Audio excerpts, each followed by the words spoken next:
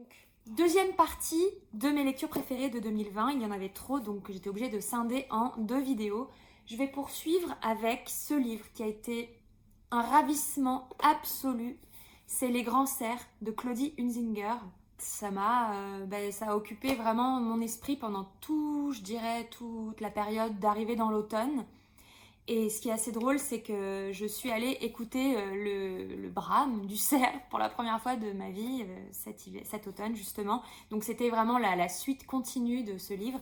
Ce livre, c'est vraiment un livre qui est avant tout politique, mais qui est aussi très poétique, puisque Claudie raconte finalement sa propre vie. Elle habite dans la montagne avec son compagnon. Elle s'est plus ou moins coupée en fait de la ville. Ils vivent dans une ancienne métairie qu'ils ont complètement refaite, mais qui est gelée en hiver. Ils sont dans une vie assez difficile, mais dépouillée et très très proche de la nature.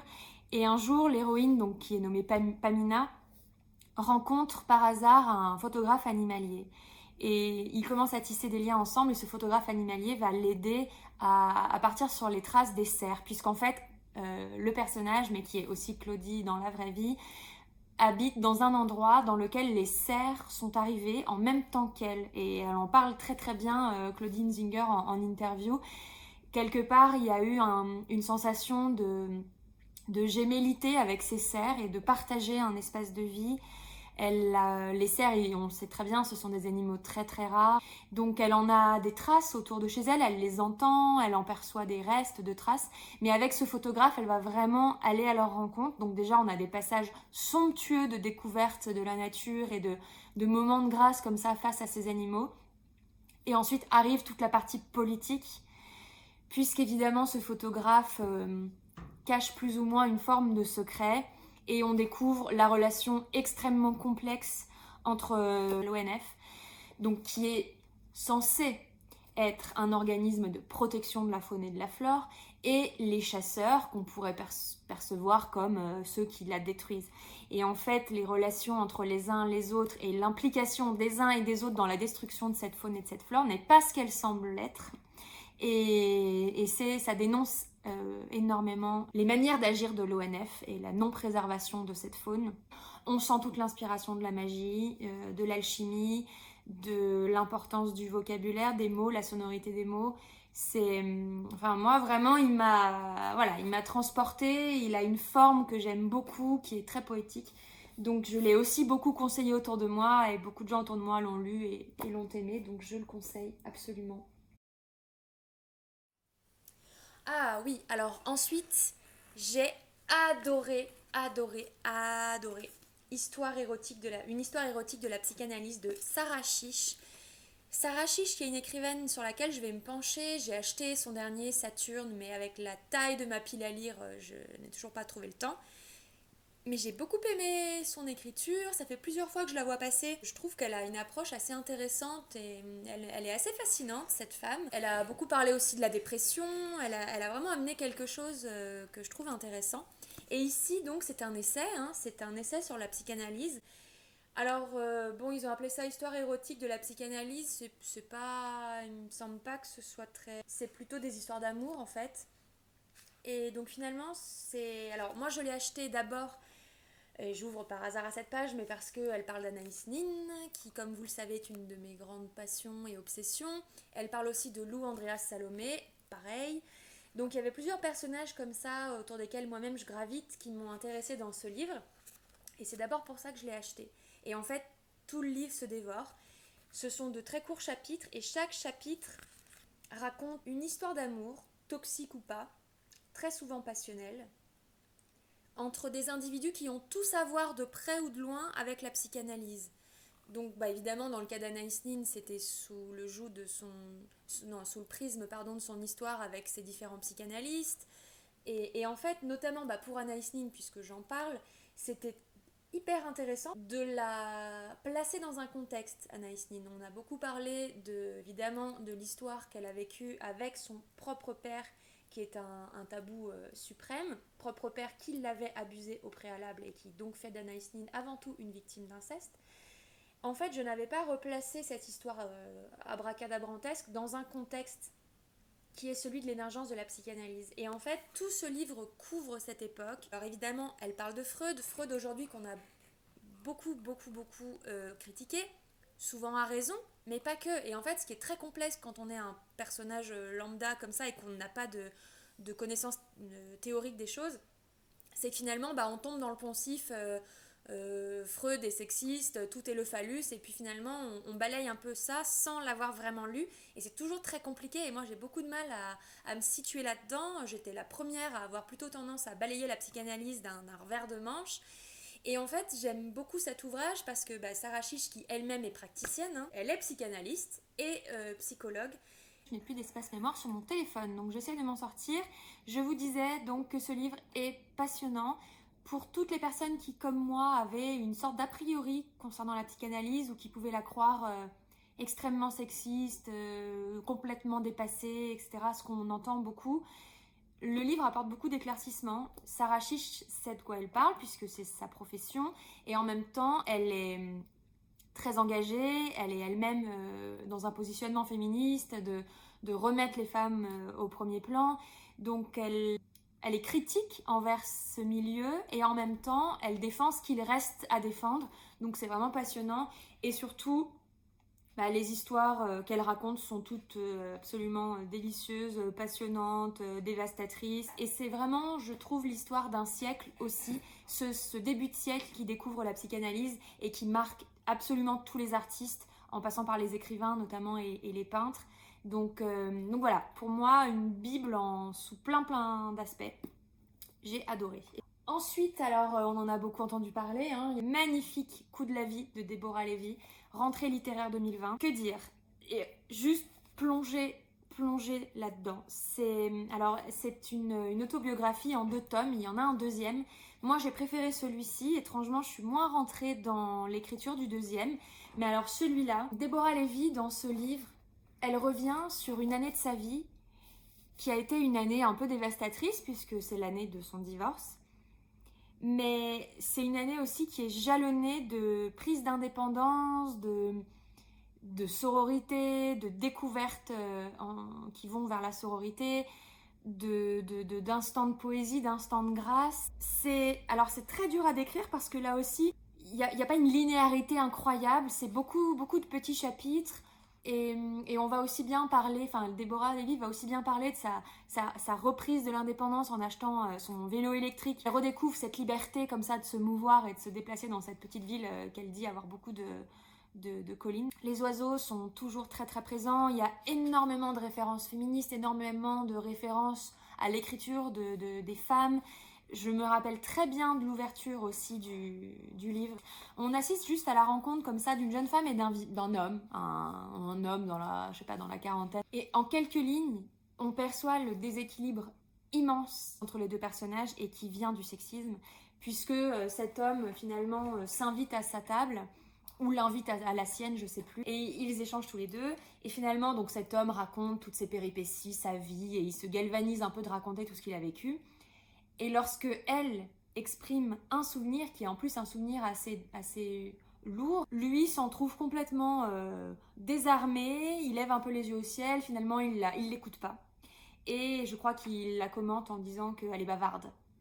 Alors que lui-même s'est épanché pendant des heures et des heures.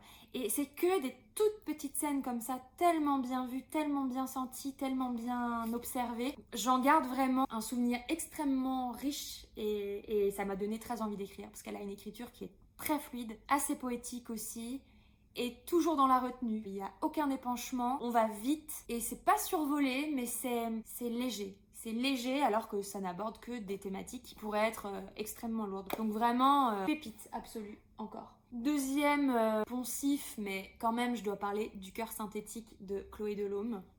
Chloé Delhomme, ça fait des années que je la suis, que je n'ose pas la lire, que je feuillette, que je repose, parce que sa langue, c'est une langue extrêmement savante, volontairement hermétique et assez difficile d'accès, donc à chaque fois je me la réservais comme ça pour un jour où j'aurais un peu d'énergie. Et puis il y a eu le Cœur synthétique. Le Cœur synthétique qui est volontairement, de la part de Chloé Delhomme, un roman qui contraste complètement avec son style d'écriture de d'habitude. C'est une comédie noire, acide, grinçante, hilarante. De ses propres dires, c'est une sorte de Bridget Jones d'aujourd'hui. Elle a voulu s'essayer à la comédie romantique. Et alors, mais c'est jubilatoire, mais qu'est-ce que j'ai ri. Adélaïde, à 46 ans, elle a été quittée.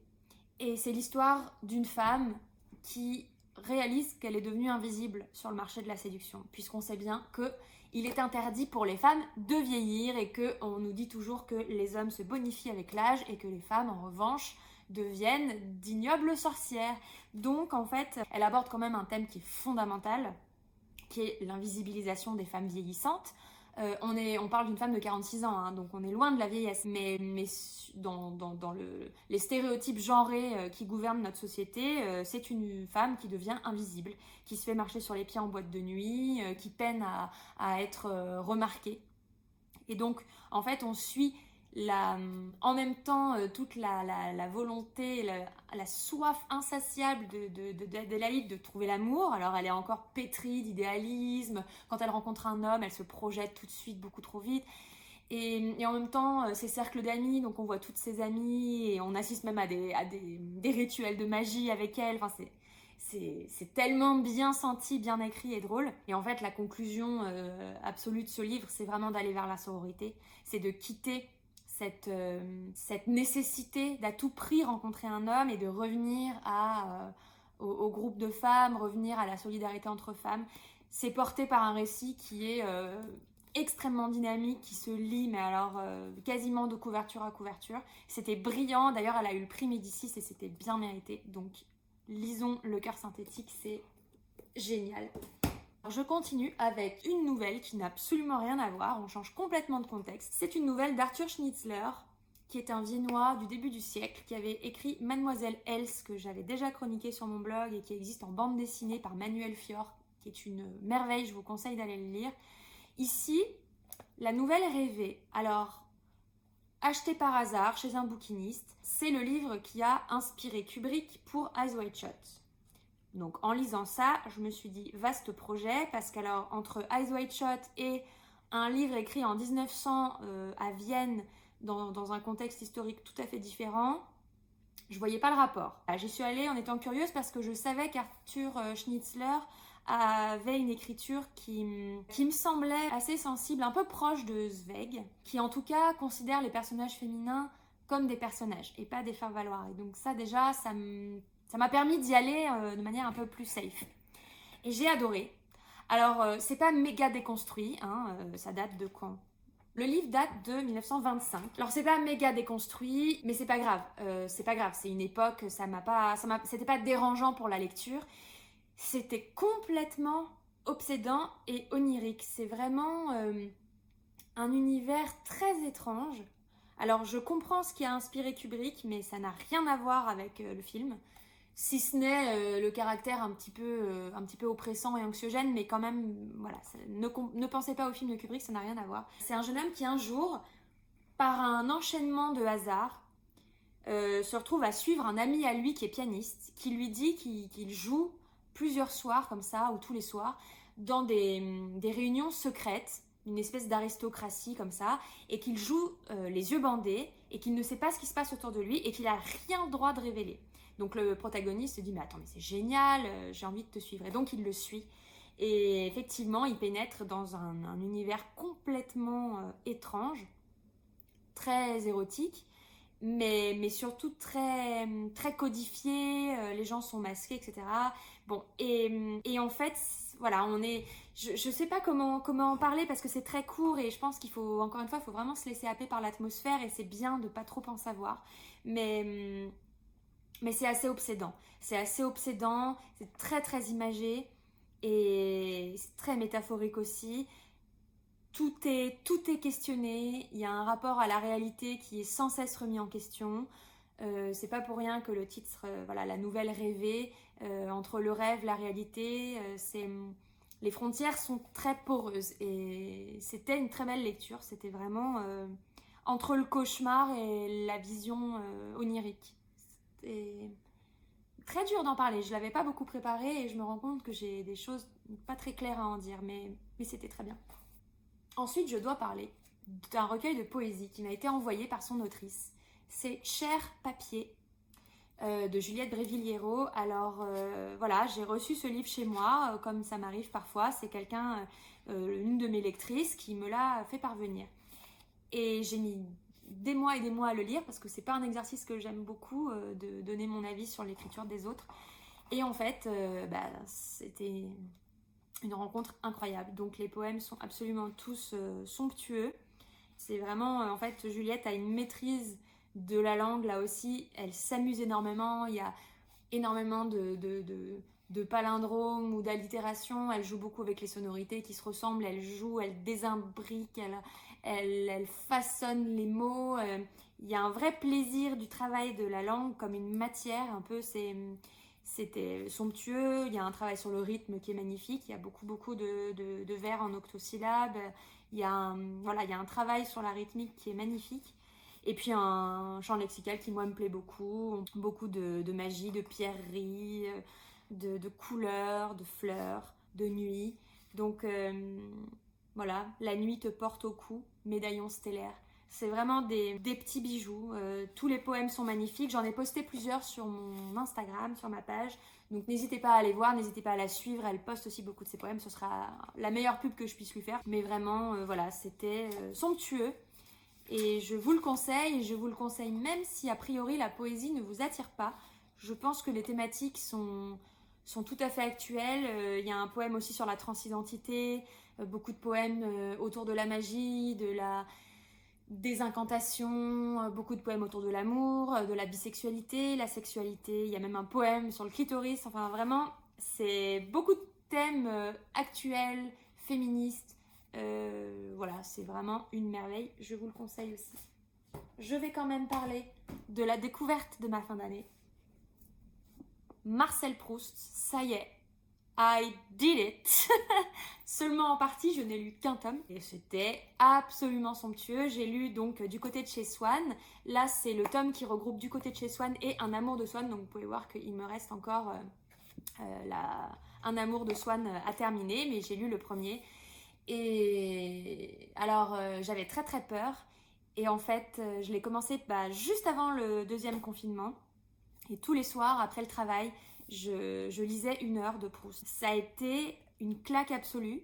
J'ai été surprise en fait parce que il s'y passe pas grand chose. On est encore sur une écriture de la sensation, une écriture de l'indicible, des pensées. C'est beaucoup de monologues intérieurs. On est vraiment sur des choses qui sont très peu palpables. Et d'ailleurs, je trouve que c'est une prouesse d'arriver à décrire ce qu'il décrit avec autant de précision. Bien sûr, j'avais peur des phrases à rallonge, j'avais peur des virgules à tous les mots, et en fait, je trouve qu'il n'en use pas tant. Ça existe, mais déjà, première phrase du livre, c'est une phrase courte. Longtemps, je me suis couchée de bonne heure. Et ouvrir un livre en disant ça, moi je trouve ça magnifique. Et donc vraiment, juste pour le début du livre, c'est une dizaine ou vingtaine de pages sur la sensation d'endormissement, cette sorte de flou comme ça qui entoure les moments où on commence à sombrer dans le rêve et qu'on en revient et qu'on se rendort. C'est ingénieux, c'est intelligent. Et puis alors, les descriptions de fleurs, quoi. Tout ce que j'ai le plus surligné, c'est ça. C'est les descriptions du ciel, les descriptions des fleurs. Il y a tout un passage sur la floraison des aubépines. Il arrive à associer un vocabulaire complètement inattendu. Ah oui, et grande surprise, c'est vachement drôle. En fait, il y a beaucoup d'humour. C'est une chronique très bourgeoise, c'est une chronique d'une famille bourgeoise dans une grande maison. C'est un discours d'une famille assez privilégiée. Et en fait, Marcel Proust prend quand même pas mal de recul. Et il y a une moquerie. Il y a une moquerie tendre, mais il y a de la moquerie. Et c'est beaucoup de portraits comme ça, un peu ironiques, des petites caricatures, on va dire. Voilà, c'est pas si premier degré que ça, contrairement à ce que je pensais. Et puis bon, c'est tellement réconfortant, c'est tellement... Mais mon ravissement était devant les asperges, trempées d'outre-mer et de rose, et dont l'épi, finement pignoché de mauve et d'azur, se dégrade insensiblement jusqu'aux pieds, encore souillés pourtant du sol de leur plan, par des irisations qui ne sont pas de la terre. Il me semblait que ces nuances célestes trahissaient les délicieuses créatures qui s'étaient amusées à se métamorphoser en légumes, et qui, à travers le déguisement de leur chair comestible et ferme, laissaient apercevoir en ces couleurs naissantes d'aurore, en ces ébauches d'arc-en-ciel, en cette extinction des soirs bleus, cette essence précieuse que je reconnaissais encore quand, toute la nuit, qui suivait un dîner où j'en avais mangé, elles jouaient, dans leur farce poétique et grossière, comme une féerie de Shakespeare, à changer mon pot de chambre en un vase de parfum. Comment quand même parler de l'odeur de l'urine après avoir mangé des asperges avec grâce et poésie. C'est brillant, c'est génial. Alors oui, somme toute, c'est quand même pas mal de vieilles dames qui se baladent dans des jardins, mais c'est vachement bien. Ensuite, 2 derniers livres. Donc j'en ai parlé très récemment, puisque je les ai lus ce mois-ci. Je voudrais parler de Une immense sensation de calme, premier roman de Laurine Roux, qui a eu un prix, prix de la découverte, j'ai oublié le titre du prix. Là aussi, c'était vraiment une atmosphère. Je l'ai vraiment acheté sur un coup de tête et je n'en savais rien, et j'ai là aussi aimé me laisser complètement guider. Mais en tout cas, on est dans la forêt russe, sous la neige, dans un climat qui est complètement hostile. Et l'histoire, elle est portée par une héroïne, mais elle est nourrie du témoignage de beaucoup d'autres personnages, et notamment de vieilles femmes qu'on appelle des babas, des grands-mères. Il est question de la guerre, de ce que la guerre a évidemment brisé et laissé comme tabou et comme non-dit. Donc il y a une vraie question autour du langage et de la parole. Je crois que ce qui m'a le plus touchée, c'est vraiment les portraits de ces vieilles femmes qui racontent leurs histoires. Il y a des passages absolument magnifiques. En passant sa main dans mes cheveux, Baba ornait ma coiffe de la parure du ciel, accrochant dans mes boucles des fragments de cobalt, des noirs épais, irisés de minuscules étoiles, et habillait ma tête du silence profond des nuits. Là encore, on est sur une écriture qui est extrêmement poétique. Moi, c'est quand même cette année, c'était ma démarche, c'était aussi de me rapprocher de personnes qui travaillent la langue un petit peu comme la poésie, donc qui travaillent beaucoup la rythmique et puis qui ont un peu un rapport au vocabulaire classique, on va dire. Et c'était magnifique. Chaque soir, la même histoire se répétait. Le soleil allumait ici ou là quelques brandons de colère, furieux de devoir quitter le monde. Mais déjà, la nuit mollissait l'incendie de ses vapeurs mauves, lénifiait sa violence pour laisser place au coassement gris du crapaud. Cette année, j'étais très sensible aux descriptions de la nature. J'avais vraiment besoin de m'échapper. C'est une année où on a dû beaucoup rester chez nous, donc j'ai beaucoup cherché des lectures qui m'échappent. Et ici, voilà, c'est une vraie plongée dans cette nuit russe. On a froid, on est tétanisé, on est pris par les récits de ces femmes au coin du feu, ces femmes sorcières qui connaissent les onctions, les potions. C'était vraiment très beau. Voilà. Et puis ce titre, Une immense sensation de calme. Est-ce qu'on n'a pas envie de se jeter dessus? Et last but not least, la fameuse Pauline Hermange. Moi, les hommes, je les déteste. Alors là, Mazel Tov, quoi. Là, on est vraiment sur, je pense, un des livres qui aura peut-être le plus dévié ma trajectoire ou confirmé ma trajectoire, je sais pas, mais c'est un livre que j'ai mis beaucoup de temps à lire. C'est pas comme si je l'avais pas vu passer. Je milite dans le féminisme, donc bien sûr que dès qu'il est sorti, j'en ai entendu parler. J'ai bien sûr entendu le branle-bas de combat qu'il y a eu autour de ce livre, les menaces d'interdiction, les milliers de témoignages d'hommes vexés. J'ai vu. Et je n'avais pas encore osé le lire. Déjà, probablement parce que je me sentais plutôt proche de cette phrase de « moi les hommes je les déteste » et sans arriver à... c'est quelque chose que je combattais beaucoup. On n'a pas envie, en fait, quand on est féministe, d'arriver à un constat aussi nul et aussi triste. On n'a pas envie et en plus, quand on est hétérosexuel et qu'a priori, on partage notre vie ou on veut partager nos vies avec un homme, on n'a pas envie d'arriver à ce constat, de dire « putain, mais les hommes, en fait, juste, ça me gave, quoi ». Donc, je résistais. Je résistais parce que j'avais l'impression, sans l'avoir lu, que ça allait être une conclusion vers laquelle je n'avais pas envie d'aller et qui peut-être allait me renfermer plus que m'ouvrir. Et puis, je l'ai lu. J'en ai tellement parlé à mon mec qu'il me l'a offert à Noël. Et alors là, je vais vous dire, mais déjà, ça n'a rien à voir avec ce qu'on peut imaginer. C'est un texte d'une intelligence folle. Quand même, je précise que Pauline Hermange, elle a 25 ans. Elle est extrêmement jeune. Et en 5-6 chapitres, elle arrive à balayer un domaine de pensée qui est pourtant si complexe. Moi, je suis complètement admirative. Il y a 1, 2, 3, 4, 5, 6, 7, 8, 9. 9 chapitres. En 9 chapitres, tout est dit. Et c'est d'une clarté, c'est d'une drôlerie, c'est fin, enfin, vraiment, j'ai juste envie de l'offrir à tout le monde. Outre le fait qu'elle décrédibilise la cause des femmes, il paraît que la misandrie est très difficile à vivre pour les hommes. Une violence insoutenable qui, à ce jour, totalise l'intolérable forfait d'exactement 0 mort et 0 blessé. Elle parle de sa relation avec son compagnon, puisque c'est toute la drôlerie et justement le décalage de ce texte, c'est qu'évidemment, si elle était réellement misandre, 100% misandre, elle ne pourrait pas vivre avec un homme, donc c'est toute la complexité de ce sujet. Voilà, et donc elle parle de son compagnon et elle dit que ses amis lui ont toujours dit « Oui, mais toi c'est facile, t'es avec un mec parfait. » Et elle répond « Non, mon amoureux n'est pas parfait. Il ne me viole pas, il ne me frappe pas, il fait la vaisselle, passe l'aspirateur et me traite avec le respect que je mérite. » C'est ça, être parfait? Ou bien est-ce la moindre des choses?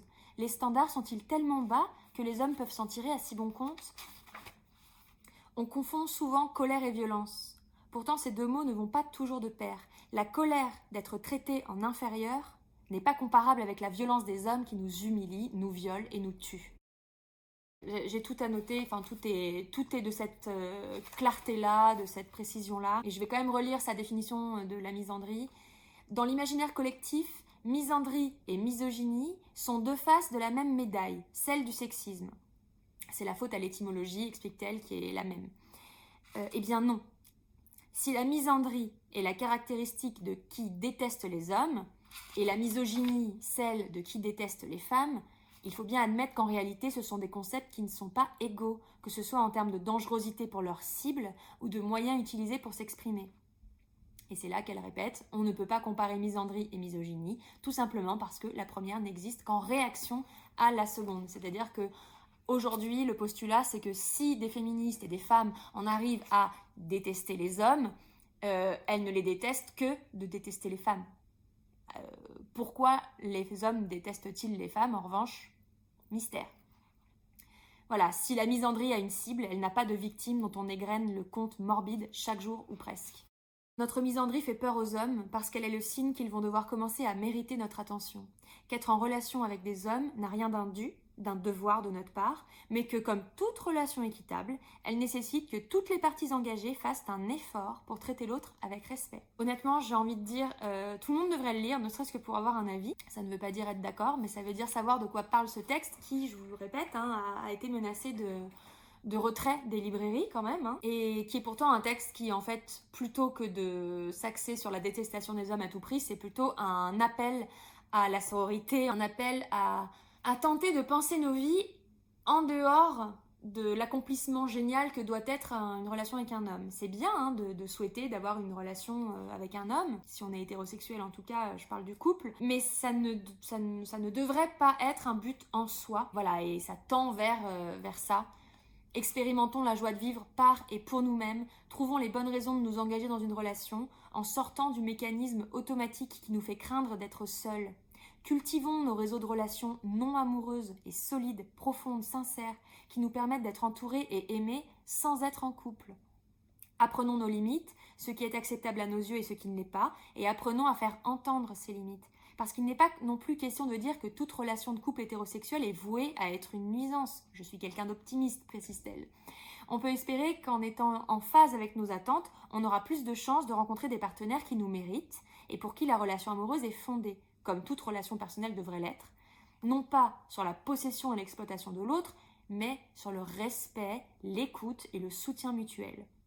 Plus que tout, des partenaires qui comprendront l'importance de nos réseaux féminins. J'ai vraiment envie de le conseiller à tout le monde. Mon mec l'a lu, ses couilles sont toujours là et nous sommes toujours ensemble. Et justement, si le thème vous paraît gênant, si vous pensez que c'est peut-être un penchant dangereux, que mieux vaut aller vers une entente globale que vers une déclaration de guerre, etc., eh bien, lisez-le parce que moi, je trouve qu'il a vraiment remis en parallèle beaucoup de choses dans mon cerveau.